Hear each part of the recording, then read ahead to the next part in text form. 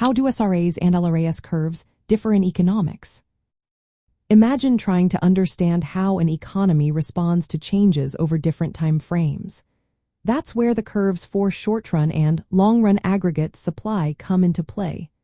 They might seem similar at first, but they actually tell very different stories about how an economy operates. Let's start with the short-run aggregate supply curve. This curve slopes upward, meaning that as the overall price level increases, businesses tend to produce more goods and services. Why? Because in the short term, some input prices like wages and raw materials don't change immediately. Firms see higher prices and decide to produce more because their costs stay relatively stable for a little while.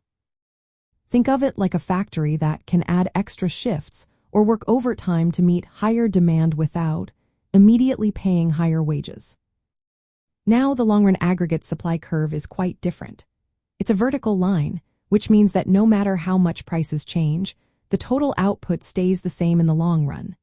This is because, over time, all input prices, including wages and raw materials, are flexible and adjust to the overall price level. So the economy's potential output, the maximum it can produce when all resources are fully employed, doesn't depend on prices in the long run. It's determined by factors like technology, the size of the labor force, and capital stock.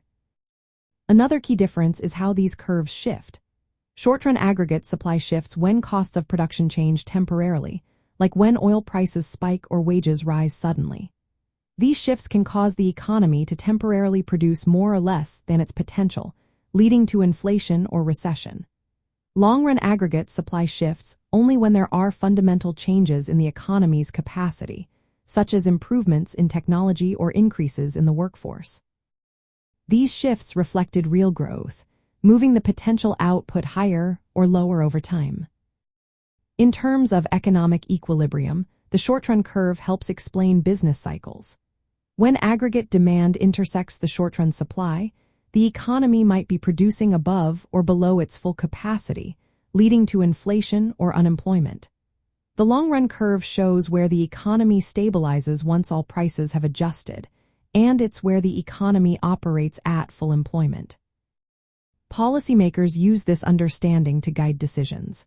Short-term policies can influence demand and temporarily boost or slow down output. Long-term policies focus on increasing productivity and capacity, shifting the long-run supply curve outward for sustainable growth. So, to sum it up, the short-run aggregate supply curve responds to price changes with some input prices sticky or slow to adjust, leading to an upward slope. The long-run aggregate supply curve is vertical, showing that in the long run, output depends on the economy's capacity, not on price levels. This difference helps us understand the nature of business cycles and how economies grow over time.